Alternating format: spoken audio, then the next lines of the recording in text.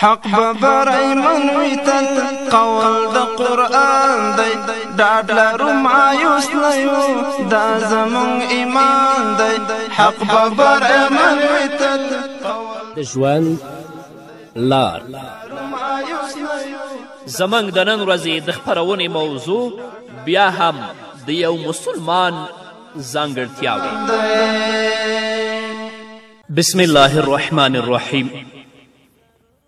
الحمد لله رب العالمين حمد الشاكرين، الصلاة والسلام على سيد الأنبياء والمرسلين سيدنا ونبينا وشفيعنا ومولانا محمد وعلى آله وأصحابه الطيبين الطاهرين.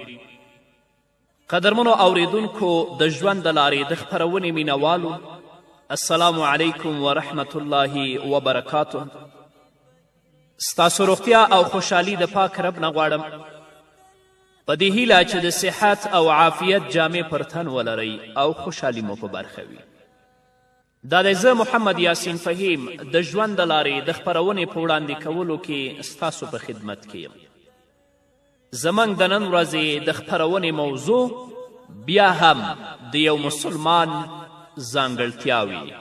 درنو اوریدونکو، په تیرې خپرونه کې موږ وغږېدلو چې د یو مسلمان پنځمه ځانګړتیا دا ده چې هغه به لوړ همت ولري، ځکه د لوړو همتونو والا انسانان دي چې د دنیا څیره بدلوي. هر یو عملی کشف یا د جوړولو لویه پروژه او یا د امتونو اصلاح چې ګورو تر شا به یو غټ شخصیت موجود وي چې هغه په خپله مفکوره باندې ایمان لري او د هغه په مطابق عمل کوي تر څو خپل هدف ته ورسیږي یا د هغه په لاره کې ځان قربان کړي.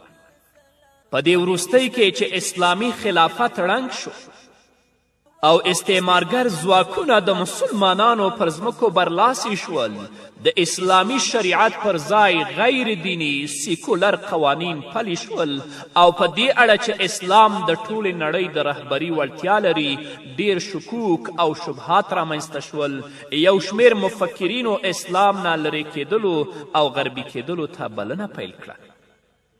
په دې ډول سخته او له کړاوونو نه ډکه فضا کې ستر داعي امام حسن البنا رحمه الله پاڅون وکړه او په دې هڅه کې شو چې اسلامي امت یو ځل بیا د اسلامي اساساتو په لور روان کړي. امام حسن البنا رحمه الله د خپلو هڅو او پلټونو په اړه داسې وایي: له الله رب العزت نه پرته بل هیچ چاته معلومات نشته چې څومره شپې به موږ تر سهاره د اسلامي امت د احوالو په اړه په سوچ کې تیرولې او د ژوند مختلف مظاهر به مو تر بحث لاندې نیول، مرضونه او لاملونه به مو په ګوته کول او د درملنې په فکر کې به اخته وو. څومره به په تعجب کې غورځېدو چې موږ به په دې سخت غم کې مصروف وو، خو ولې ډلې ډلې خلک به د قهوهخانو او د فساد مرکزونو په هڅه کې ول. کله به دې چې د کوم یوه نه وپوښتل چې ولې داسې بېهوده او بېګټې مجلسونو کې برخه اخلي، هغه به ویل خپل ساعت تیرو او دا مسکین به نه پوهېده چې دی خو خپل ځان تباه کوي ځکه همدا وخت په خپله ژوند دی. څومره زیات مشران او بزرگان دي چې خپل وخت یې ضایع کو او په حقیقت کې خپل ځان او خپل امت ووژلو. خو الهي دعوتګر امام حسن البنا خپل ځان او خپل ورونه ژوندي وساتل. دا دی د دعوت کړنلارې د نړۍ په ګوټ ګوټ کې غوږونو ته رسیږي، هیلې را ژوندی کوي، عزایم نوي کوي او مسلمانانو ځوانانو سره د اسلامي امت په جوړولو کې کومک کوي. عبدالحمید بن بادیس دا ستر برجسته جزایري عالم حج ته ولاړ. هلته د خپل ملګري بشیر ابراهیمي سره مخامخ شو.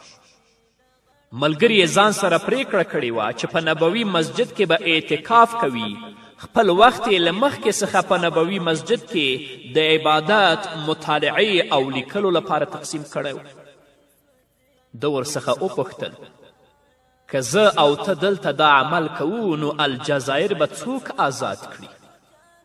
نو په همدې سره دواړه بیرته را وګرځېدل او الجزایر آزاد کړ.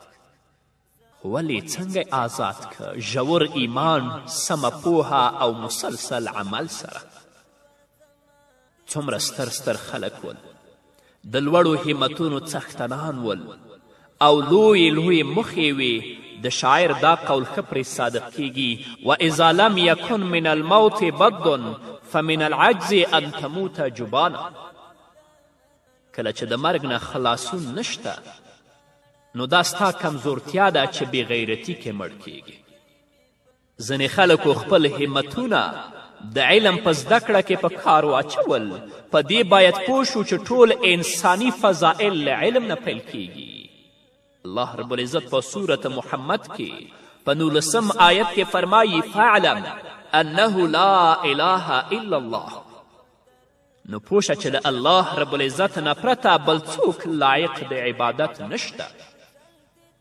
زموږ له افتخار نه ډک تاریخ کې بېشماره داسې باهمته خلک تیر شوي چې شپې او ورځې د یو حدیث په لټه کې تیرې کړي. علماو ویلي چې د ټولو نه لوړ همت باید انسان د علم په لاره کې په ځانګړې توګه د قرآني علومو او حدیثو په علم کې ولري.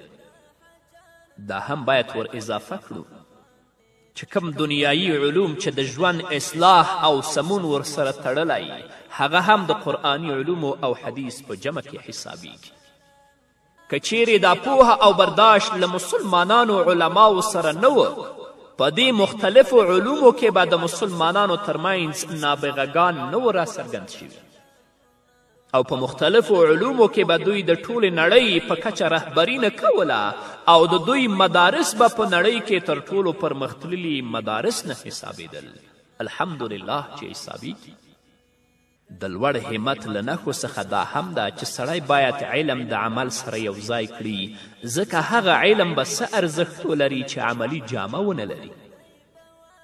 که چیرې تا یو دعوتګر او یو مبلغ او یو بلونکی ولید چې د ډیر عمل له امله هیڅ وخت ډیرې مطالعې او لیکنې ته نه لري، خو په قول، عمل او حرکت سره د سترو شخصیاتو په جوړولو کې مصروف دی، نو پوه شه چې دا سړی د لوړو همتونو والا له خلکو نه دی. او که یو دعوتګر یو بلونکی وویني چې ښې خبرې کوي خو عمل خراب دی، په هره غونډه کې په لوړ آواز خبرې کوي خو د کوشش او پلټنې په ډګر کې هیڅ اغیز نه لري، نو پوه شه چې دی د دعوت مدعی دی خو دعوتګر نه دی. حسن بصري رحمه الله په دې وجه سترې درجې ته رسېدلی و چې کله به خلکو ته امر کوو په خپله به یې له ټولو نه مخکې پرې عمل کوو، او کله به چې د څه شي نه منع کوله نو لومړی به یې له ټولو نه مخکې په خپله هغه کار پرېښوده. او بل د لوړ همت د نښو څخه پرېښودل د چټي خبرو دي، ځکه د انسان د ښه اسلام څخه پرېښودل د بېهوده چټي خبرو او شبهاتو نه ځان ساتل دي، لکه څنګه چې د نبي کریم صلی الله علیه وسلم په حدیث کې تیر شول. او چا چې له دې بېهوده کارونو څخه ځان خوندي وساته نو خپل دین او عزت یې له شکونو او شبهو نه خوندي وساته، نو په دې اړه ډیر سستی کول هم د لوړ همت سره منافي او مخالف دي، او د دعوت په زحمتونو او کړاوونو کې صبر کول هم لوړ همت دی. باید دعوتګر او بلونکی صبر وکړي اگر که پایلې هر ډول. د لوړ همت څخه په دعوت او پر اسلامي ارزښتونو فخر کولو باندې د عزتمندي احساس کول هم دي. دعوتګر د خپل مسئولیت احساس کوي او خپل هغه امانت په اوږو وړي چې ځمکو او آسمانونو باندې وړاندې شو، خو هغوی یې د راوچتولو نه عاجز شول او دعوتګر انسان هغه راوچت کړ. د لوړ همت د صفاتو څخه دا هم دی چې سړی باید شجاع وي، زړور وي، او شجاعت یوازې د بدن قوت نه دی بلکې د زړه پیاوړتیا او ثبات هم پکې شامل دی. شجاعت یو اقدام کول دی چې مبني وي په درک د حقایقو سره د حکمت او تدبر نه. هغه کسان چې په بېباکي او احساساتي ډول یو کار ته وړاندې کیږي د نورو په پرتله ډیر انفعالي عمل کوي، خو د ستونزو او پیښو پر مهال د نورو په پرتله ډیر ورخطا کیږي او ماته خوري، او ان تر دې چې دا خبره یوه کلي قاعده ګڼل شوې او د دې لامل دا دی چې دا پیښې یوازې د جذبې او د واقعیتونو د نه پیژندلو نه رامنځته کیږي. د لوړ همت د صفاتو څخه یو هم دا دی چې سړی باید عملی او تنفیذي انسان اوسي، یعنی کله چې په یو کار قانع شي باید فورا یې په واقعیت کې تطبیق کړي.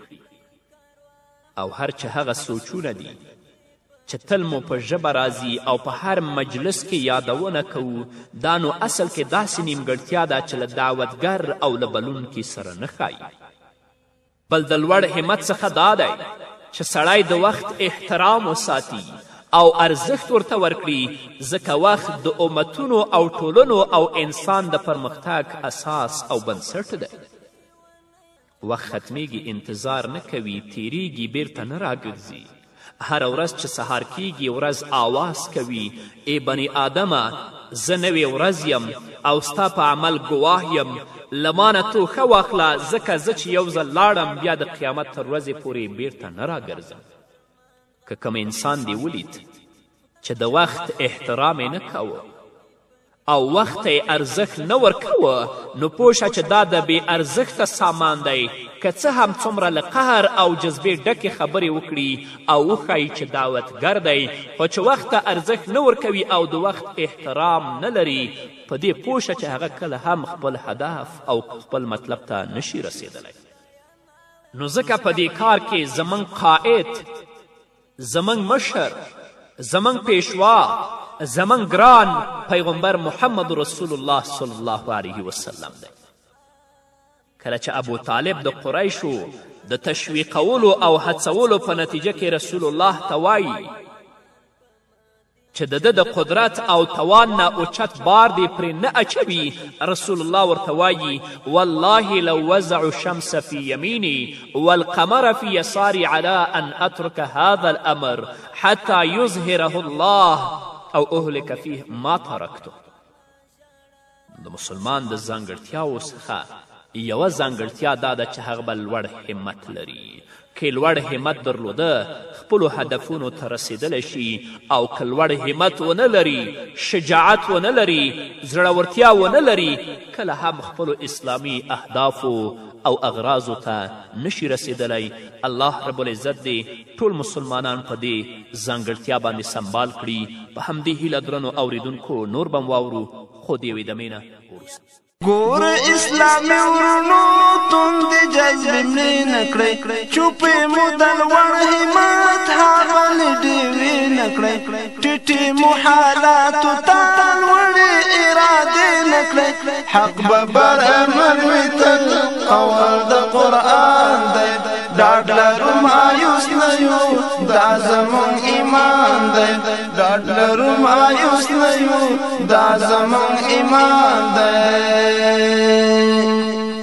بیا نسکورې د غواړي دا د سرورو اسمان، یو زورانې د غواړي ډک له ګناهو جهان، دا توره درنه ځمکه غواړي یو د نوح طوفان، لارې ته راتله غواړي دا د لیونو کاروان، حق به بر امن وي تل قول د قرآن دی، ډاډ لرو مایوس نه یو دا زموږ ایمان دی، حق به بر امن وي تل قول د قرآن دی، ډاډ لرو مایوس نه یو دا زموږ ایمان دی. درنو اوریدونکو بیا هم زموږ سلامونه ومنئ. نو دعوتګره وروره، په کومو ظروفو او شرایطو کې چې اسلامي امت ژوند تیروي، ډیر سخت او د کړاوونو نه ډک ژوند دی، او یوازې همدا ته کولی شي چې له دې شرایطو نه را وباسي. باید ستر نفس او لوړ هدف ولري، ټول کارونه دې له خپل رب سره وتړي، باید په زړه کې داسې سوځونکی اور احساس کړي لکه د هغه کس په څیر چې زوی یې ناروغ وي، یوازې هغه مهال په راحت کیږي چې کم ډاکټر ته یې ورسوي، یا د هغه حالت په څیر چې په کور کې دې دومره شی نه وي چې خپل ژوند او د خپل عیال ژوند پرې خوندي کړي نو څومره غمجن کیږي. د خپل اهل و عیال لپاره هر ډول کړاوونو ګاللو ته اړ کیږي. نو هغه مسئولیت چې الله رب العزت ستا په اوږو اچولی چې هغه د الله رب العزت د دین رسول دي د الله رب العزت بندگانو ته، په دې لاره کې به هم هر ډول کړاوونو ګاللو ته اړ کیږي، هر څه به په ځان باندې زغمي. ضروري ده چې باید زموږ په سینو کې ریښتینې عاطفې موجودې وي تر څو په هر حالت کې د خپل هدف د لاسته راوړلو په لټه کې اوسو. دا ډول عاطفه او احساس تر څو زموږ په زړونو کې ځای ونه نیسي، زموږ د وینې او روح سره ګډ نشي، زموږ ذهن او فکر له اغیز لاندې رانولي، هیڅکله به موږ ونشو کړی چې ډیر کارونه مو په مخ روان کړو او خپلو اهدافو ته ورسیږو. زموږ ډیری ایمه او خطبا دي په منبر او په مسجد کې حق نشي ویلی د دې لپاره چې زما مقتدي ما د امامت نه ونه باسي. زموږ ډیری ایمه او خطبا او دعوتګران دي حق نشي بیانولی، توحید نشي بیانولی، د بدعاتو په وړاندې مبارزه نشي کولی، د مزخرفاتو په وړاندې مبارزه نشي کولی، د دې لپاره چې څوک په ما باندې د سلفي، د وهابي یا د بل شي نوم کښېنږدي. نه، الله رب العزت ډیر لوی مسئولیت ستا په اوږو باندې ایښی. نو په کومو ظروفو او شرایطو کې چې اسلامي امت ژوند تیروي دا ډیر سخت او د کړاوونو نه ډک ژوند دی، او یوازې همدا ته یې ای دعوتګره، ای خطیبه، ای امامه چې کولی شي له دې شرایطو نه یې راوباسې، باید ستر نفس او لوړ هدف ولري، ټول کارونه دې له خپل رب سره وتړي. او که صرف د خپلو شخصي ګټو ته متوجه اوسي، امت چې په هر څه کې ژوند تیروي دی، تا سره د دې درد او غم نه وي د الله رب العزت په حضور کې چې کله د آخرت په ورځ درېږې، بیا به ته الله رب العزت ته څه ځواب وایي؟ بیا هم درته وایم دعوتګره وروره، امام وروره، خطیبه وروره، که غواړې چې ته هم د بدلون راوستونکو نه حساب شي نو باید لوړ همت ولري، ځکه لوړ همت درلودل د ټولو کارونو پیلیزه ده. که چیرې د سړي همت صالحه او رښتینی وي او وروستني عملونه به ټول موفق او بریالي وي. خو یوازې په هیلو او آرزوګانو کار نه کیږي، بلکې هڅو او کوشش ته اړتیا لري.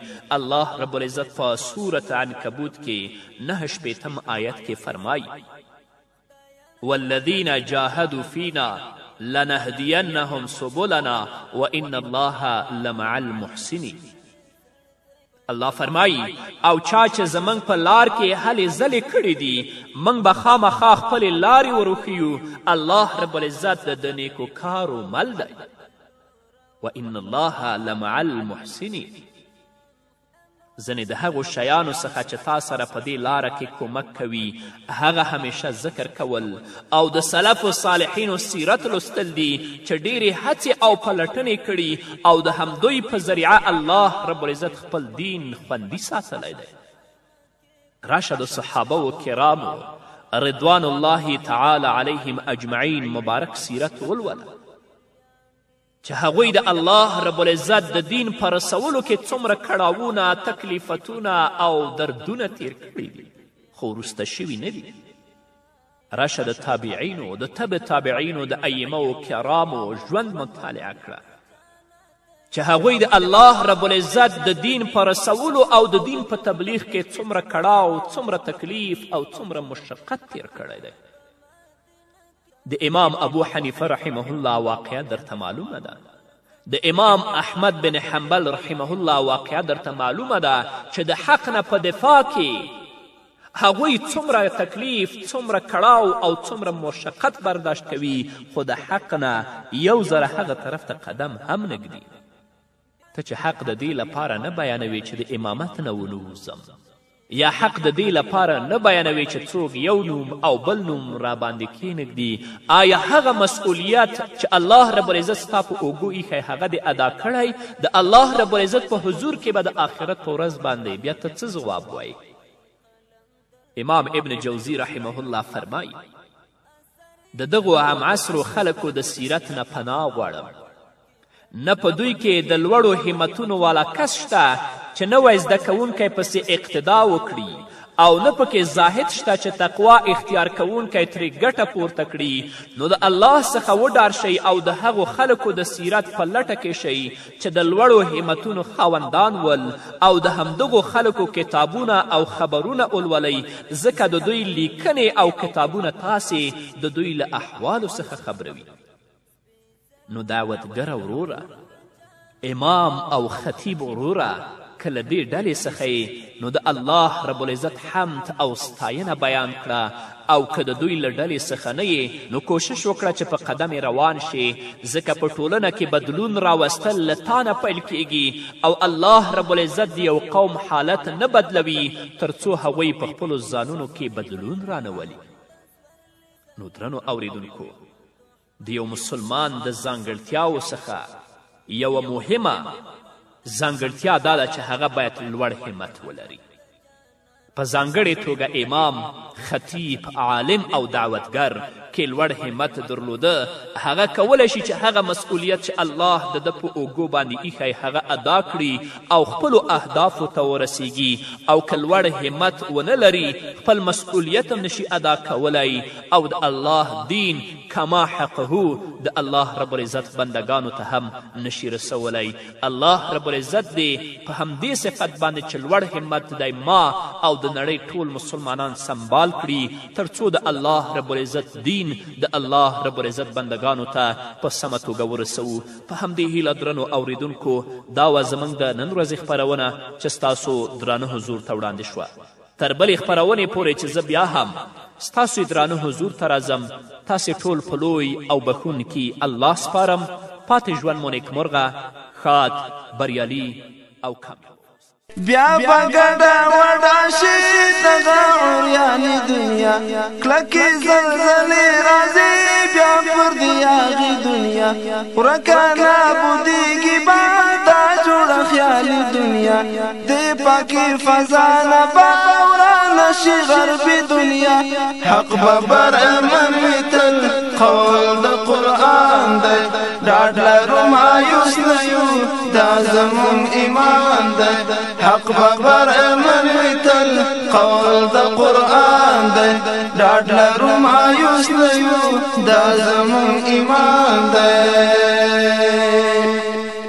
سپین ستوري به بیا ولي لوی د شیطانانو کور، سپین ستوري به بیا ولي لوی د شیطانانو کور، بیا به یزداني قوت مات کړي د دیوانو زور، سوړ به شي په یوه ناره بل د ساحرانو ور، بیا به د تقدیر سکوت ورک کړي د مستانو شور. حق به برامن وي تل قول د قرآن دی، ډاډ لرو مایوس نه یو دا زموږ ایمان دی. حق به برامن وي تل قول د قرآن دی، ډاډ لرو مایوس نه یو دا زموږ ایمان دی. تور افق بسر کړي بیا روڼ د خپلواکیو لمر، سپین سبا به څیرې کړي تور وحشي د شپو ځیګر، سره کاڼي به ووري بیا د وحشتو پر سر، سره کاڼي به ووري بیا د وحشتو پر سر، یون به مذاکره بیا تیت کړي د تیارو لکر، یون به مذاکره بیا تیت کړي د تیارو لکر. حق به برامن وي تل قول د قرآن دی، ډاډ لرو مایوس نه یو دا زموږ ایمان دی. حق به برامن وي تل قول د قرآن دی، ډاډ لرو مایوس نه یو دا زموږ ایمان دی.